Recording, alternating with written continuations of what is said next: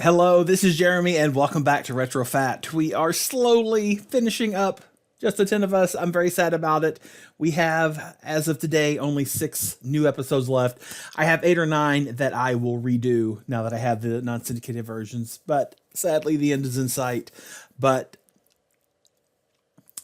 I've enjoyed this trip, and who knows, I'm thinking I might do like a VH1 style pop-up version of this later. Who knows? A few people have asked if I'm going to do the Growing Pains episode that was the spin-off catalyst for this show. So the answer to that is maybe-ish. And here's what I mean by that. Part of the reason I'm able to do this at all is because Just the 10 of Us is not on YouTube's radar in copyright terms. Growing Pains probably is. So if I do the Growing Pains episodes, which I want to, I plan to, if I do them, I'll just do the Just the 10 of Us segments. And even then, I'm a little worried that it may not go through. So if it happens, I'm going to try to make it happen, but no promises. I've also been asked, what do I think I may do next? I'm obviously limited. There are a few ways I'm limited. One is I'm limited in what I have access to.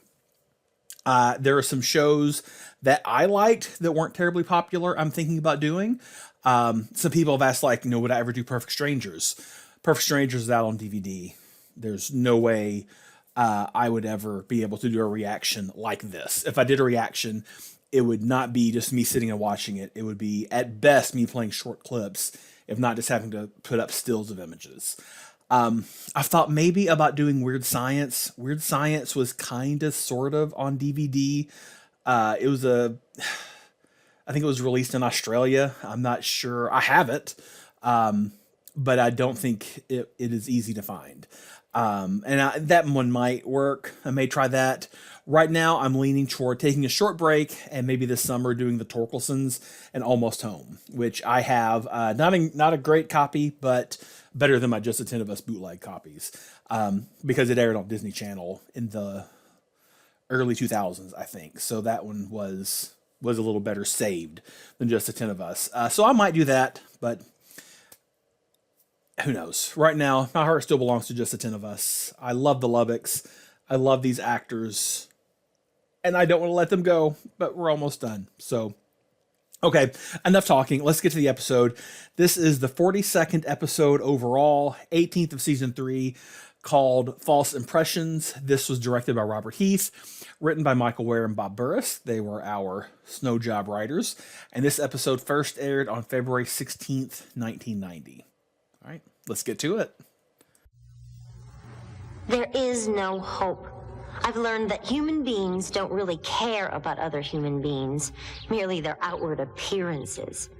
My lesson began the night we were getting ready for the medieval ball. Hear ye, white trash! Dad says to get your stinking butts and your stinking costume and get down to the stinking car because we're leaving for the stinking medieval ball in 5 stinking minutes. Let him eat cake. That should hold him for a while. This Marie Antoinette was all right. How can you say that? She had people beheaded, thousands of people starved. She was evil incarnate. Yeah, but she sure knew how to dress. Hey, Marie, who you going as? Guess. Pious Catholic martyr. Heard voices. Died a virgin. Going as yourself? Why would I even think that you would know who Joan of Arc was? Oh, I know who that is. She's on Knots Landing. Who are you going as, Marie? Lady Guinevere. Oh, you're gonna ride naked on the back of a horse? Where are you gonna get a horse? Not Godiva. Guinevere. She was ethereal. She had an affair with Sir Lancelot that lasted 20 years and was never consummated. Oh, so you're going as Marie. So what's your costume, Cindy? Oh, it's tight and low cut. No, who are you going as? I don't think it matters. The guy at the costume shop said that this costume would pay for itself in a week. Oh, no. Well, they sent me the wrong size. I told you someone should have gone with her.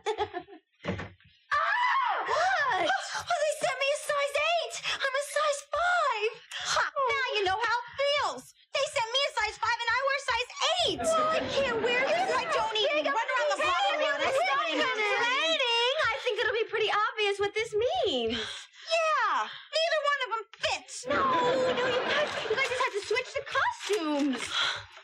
I'm not gonna wear something that she picked out. Oh, not bad. It's really not that bad of a fit. Well, it's just not the same as Guinevere. Turn around.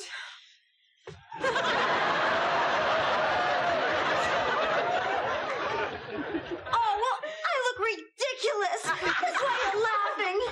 I'm not going. Oh, honey. Look, no one likes a martyr. Okay, but the next person who so much as giggles dies.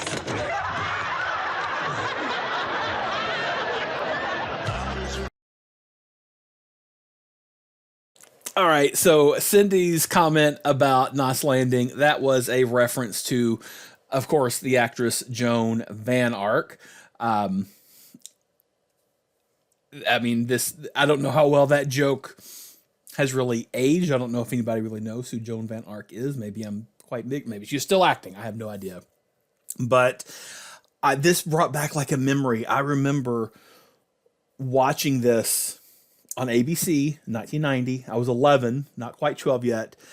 And I remember not getting the joke about Lady Godiva, about going naked. And that was when I learned who Lady Godiva was, because I asked my parents about it and they told me, which is, kind of it's a pretty funny joke. I'm wondering, I'm going to say this as delicately as I can, was the costume supposed to be that amply padded for Cindy, or was it so low cut and cut in such a way that they had to pad it for Connie? I don't know. Anyway, another thought, and this just kind of occurred to me as well. So they said Cindy wears a size 8. I mean, 8's a very thin, small size, but I'm still kind of surprised that it was addressed like that in this episode. Typically when someone is considered, well, at the same time, there have been a lot of fat jokes about Cindy, which is ridiculous, because if she was a size 8, she's very normal, thin sized. But now, a character like Cindy would probably be talked about as wearing like a size 2 or a 4. I don't know. Just something that kind of occurred to me that I thought was kind of interesting. All right, back to the show. And I know I can win it, 'cause I'm learning the rules of the game. If I can stay on the ball, take it minute by minute, I just might make the Hall of Fame. What can I say? I'm doing it the best I can. Leaning on nobody but me. Oh, seeing it from where I stand. Nothing comes easy. Oh, I'm always bringing home second places at the end of every one of my daisies. A house with all of the bases that keeps me doing it the best I can. Yeah, I'm doing it the best I can. I'll keep on doing it the best I can.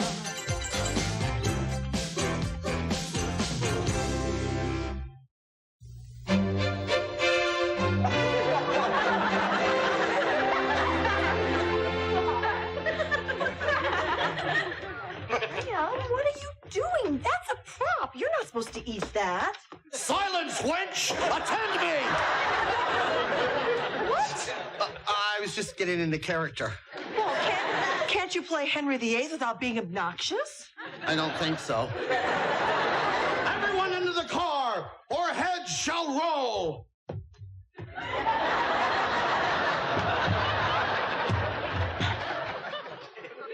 What do you think of my costume?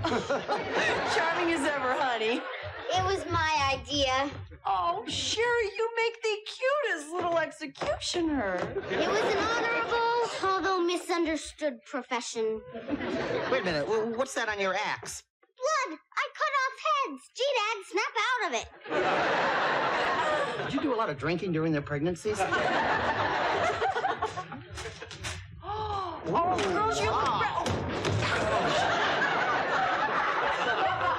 Who's Marie supposed to be? Joan of Arc. From Knots Landing?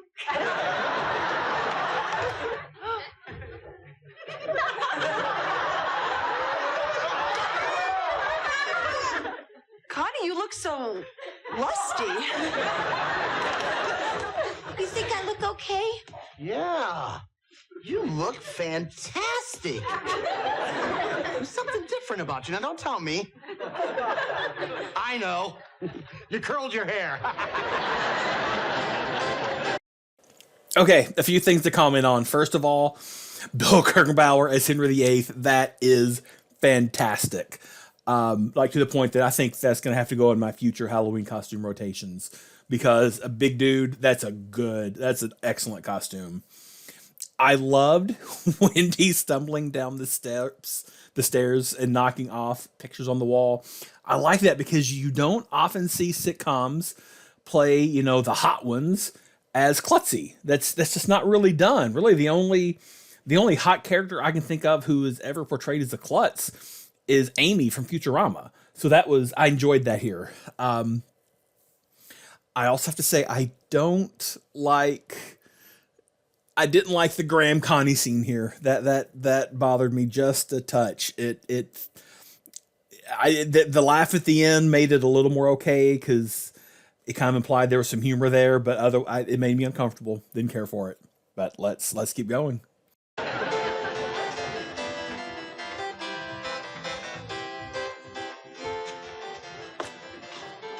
how cute! The whole auditorium looks like a medieval castle. Yeah. Right down to this crummy old suit of armor. Hey! Forsooth, Coach. Doozler, what's the big idea? I'm the royal greeter. At thy service. Honey, are you all right? I think I pinched my bodkin. I was crazy. With all these people here in costume, no one's even gonna notice this. Ladies and gentlemen, joining our festive revelry, Coach Lubbock and his beloved breasts.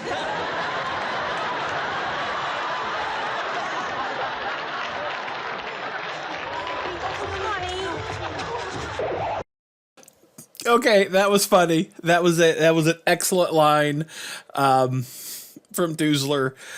Also, I'm very sad. This is our last appearance of Doozler. After this episode, he's gone until he shows up in Just the 12 of Us as Marie's husband. So, fingers crossed. Another stinking mood music. Let's get funky.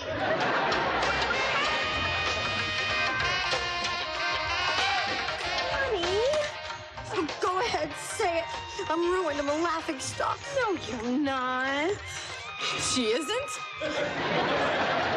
You're taking this too hard. Don't let it get you down. You're bigger than that. Connie, there is a bright side. Now that the dancing started, no guys will pay any attention to you, as usual. And speaking of usual, which one in particular catches your eye? The monk looks nice.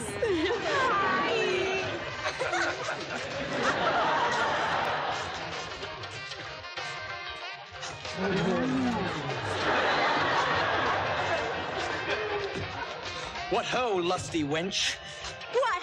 The view over there wasn't good enough? I just thought you might like to dance. Dance? Uh-huh. Oh. What do you think?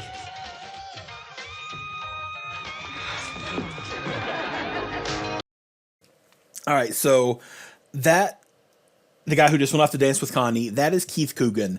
I think he bore a resemblance to the Boy Scout that Wendy dated a few episodes ago, whose name currently escapes me. Keith Coogan was in, I've talked about this before, but I think it's, the synchronicity is kind of fun. Keith Coogan was in the movie Don't Tell Mom the Babysitter's Dead, which is the house in that film is the Lubbock's house. In all the exterior shots, same house. So just a little fun touch there.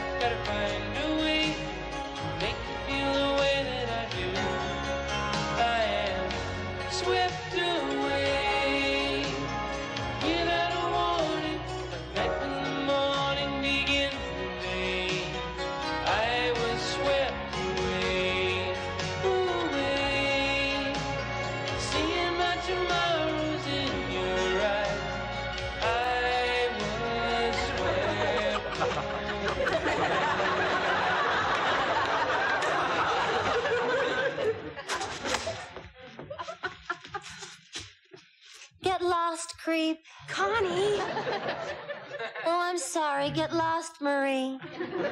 Dad says we have to go. Why? Well, the party's almost over, and he has to go to the bathroom. Already? Well, I should probably get going, too. Continue. Do you mind? Oh, I'm sorry. I had a really great time. Oh, me too. You know, you could have danced with any guy here, but you picked me. You really think I could have? Pardon me? Nothing. Oh, I had a great time. Connie? Yeah. Are you busy Friday? Oh, well, I usually go to school in the morning, and then after school, I usually stop by the library. And... May I? You're invading a private moment. No, I'm not. I'm saving it. He's asking you out on a date. Why would he do that? I tell you he is. I know what I'm talking about. I've read a great deal on the subject. Are you asking me out on a date? Yeah. I told you so! Get away! You're busy, aren't you? No. I mean, yes.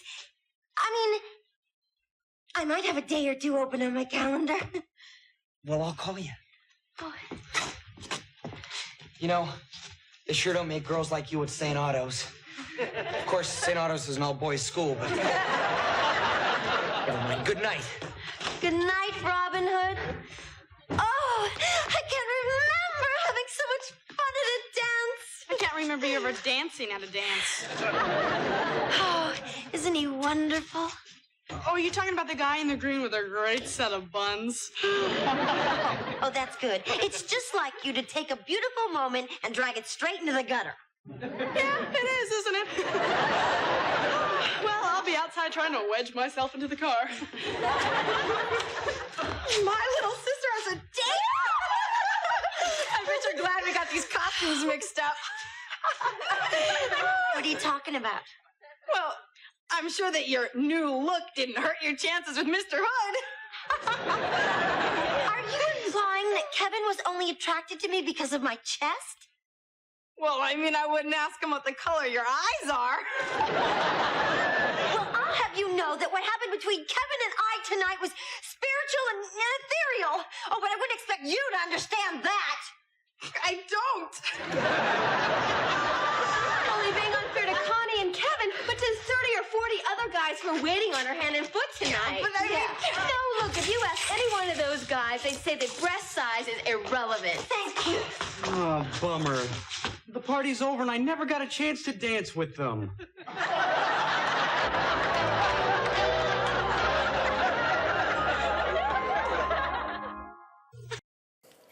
Two things. One, I was really surprised to hear Swept Away. First of all, I don't monetize my channel, so it doesn't matter, but I'm absolutely getting a copyright claim because of that. So if you see an ad, I'm not getting that money. Christopher Cross is. But again, this came out in like 1988. I was looking it up on my phone just to make sure. This would have been like a 2-year-old song at this point, at least that version of it. That's kind of surprising to me. Unless I'm completely wrong and it wasn't by Christopher Cross. But in the event, I loved Marie and Marie getting to play the comic foil here. That was fun. I enjoyed every bit of that. And then poor Cindy shows up and ruins Condi's night. But let's keep watching and see what happens. Why, no, Kevin. It's not a new dress.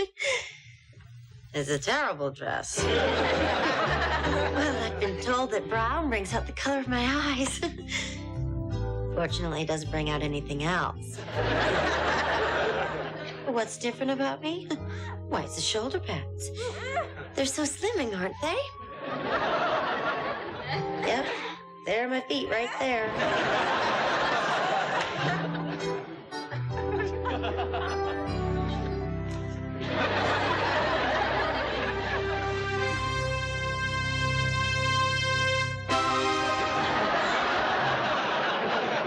I should have got the big ones.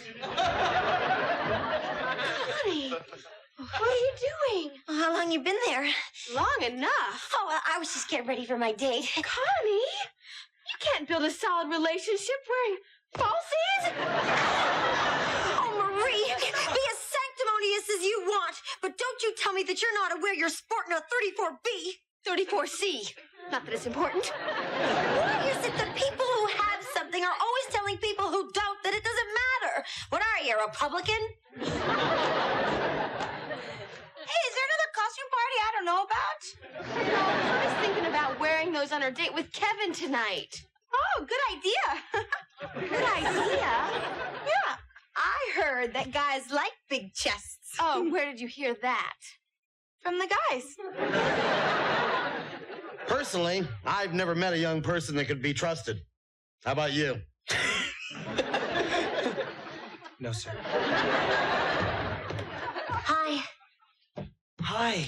Oh, Kevin and I were just getting to know each other. Oh, you didn't threaten him, did you? No. Right? No, sir. So shall we? Here, allow me. Oh, no, thanks. No, really, No, really, I don't need... You know, Connie, there is something different about you.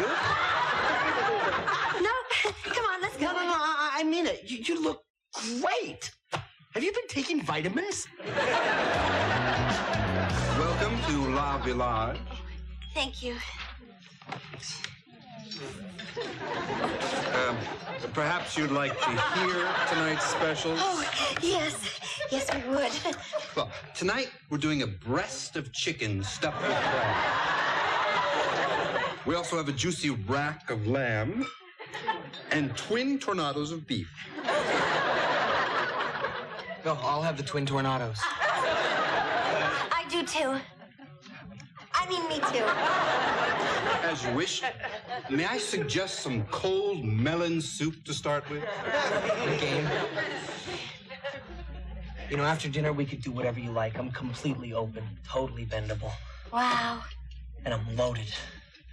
I went to the bank, got all the money out of my savings account. Oh, I don't want you to spend all your money on me. I don't care.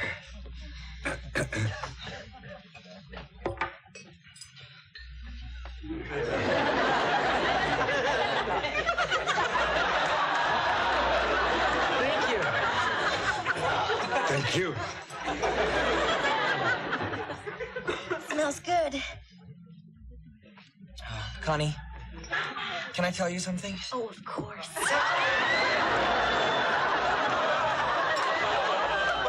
You've got some soup on your sweater. Oh, I did. Sorry. Oh, where were we? I have no idea. Huh? Oh, you were about to tell me something. Oh, right. I wanted to thank you. For what? Well, for not saying anything about, well, you know. Well, you must have noticed. I'm not as tall as I was. I was wearing lifts at the dance. And a little extra padding, too. Not to mention the fake beard. You know, I thought you were gonna laugh me off the doorstep as soon as I showed up tonight. I was even considering wearing them again. Well, that's silly. You don't know how relieved I am to hear you say that. Well, after all, it's what's inside a person that counts, isn't it? Exactly. You know, Constance, I really like you, and I wouldn't want anything phony to get in the way. Kevin, close your eyes. Why? Just close them. What color are my eyes? Brown. Oh, thanks. Kevin, excuse me. I want to get something off my chest.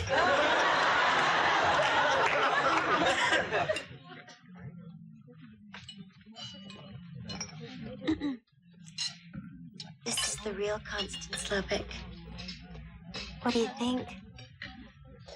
Oh, yeah! Well, I don't think much of roots without facial hair! Gee, Connie, you look so thin. Hey, how many times have I told you girls not to throw your... What the hell is this? No. No.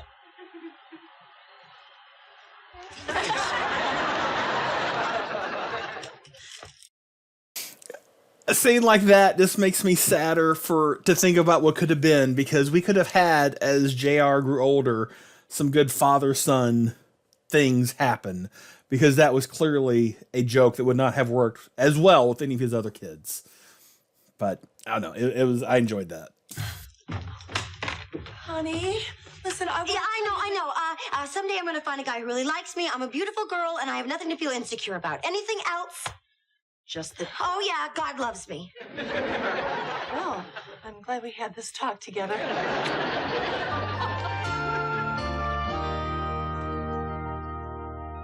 And the only reason I've been so graphic in the telling of this story is the hope that when my private papers are published long after my death, this saga will help future generations of flat-chested girls. Connie,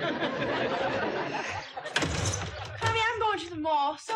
I don't want to go. Oh, well, I wasn't inviting you. I just wanted to make sure to get a message if I get a call from Danny. Or Mike, or Bob, or Rich, or Nick, or Jake. I'm not your stinking secretary. Well, pardon-moi mucho. Do you realize that your whole world revolves around shallow, selfish, pig-like men? Of course. Oh, I know what's bothering you. What? You're bummed that Robin gave you the heave-ho. Okay, you can come to the mall with me. You don't understand. Oh, yeah? How's this? You're a little insecure, and Kevin's rejection confirmed all of your feelings of inadequacy. You do understand. You're more sensitive than I thought. Of course I am, you little goonball. How could I be so stupid? How could you relate? You just wiggle your little finger or whatever else is sticking out and boys appear. Yeah? Go to the mall. I'm going to show you just how sensitive I am by letting you in on one of Wendy Lubbock's tips on dating. No, thank you. Fine. All right. I know I'm going to regret this, but tell me. Okay.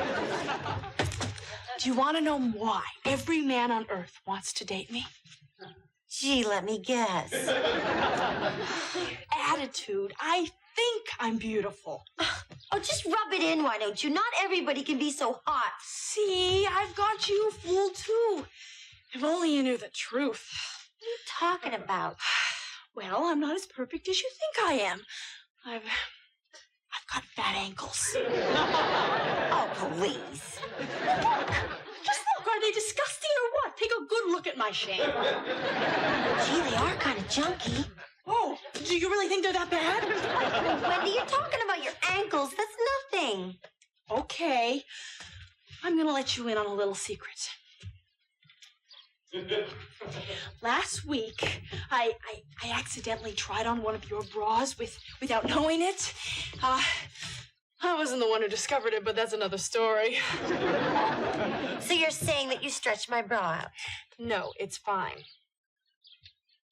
But I thought you were a bigger size. I know you did. You're not? Shh. You actually wore one of my bras? Which one of my bras did you wear? Are you listening to a word I'm saying? Wendy, I'm not you. Oh, but you could be with the right attitude. You were at that dance. You weren't in the corner by the punch bowl. You were having a blast. You were hot because you thought you were hot. Yeah, but that's just because... No. It doesn't matter. You were hot. I was? Sizzling. Wow. Wasn't it fun? Oh, I was having fun then. Well, most of those guys have known you all year. I'm not talking about the bozos from St. Otto's, but are you telling me that Andy Harris thought you grew overnight? I never thought of that. Uh-huh. Ooh, Andy Harris is kind of cute, isn't he? Yeah, if you like the muscular, 6-foot face chiseled out of stone type. Oh, that reminds me, I gotta go meet the St. Augie's wrestling team at the mall. Bye. Bye. Thank you, Wendy.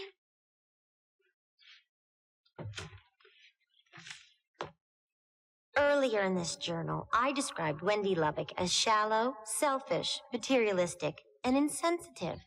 Insensitive is now struck from this list. Replace it with flat-chested.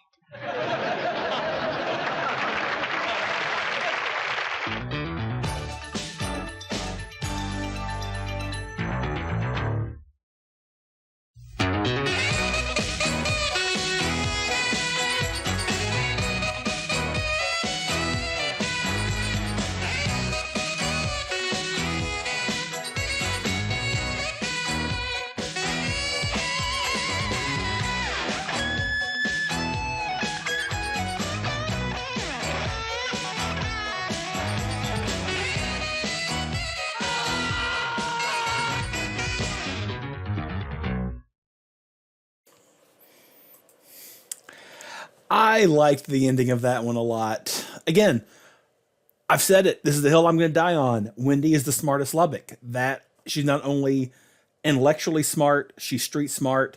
She is emotionally smart. That was a very insightful observation with a lot of depth that she gave Connie. Wendy Lubbock is the smart Lubbock. I really liked this episode. I thought it was a lot of fun. The boob jokes, you know, sometimes they're funny. There were some funny ones in here. We have 5 left after today. It's okay. We're going to enjoy our time together. So thanks for watching, and I will see you next week.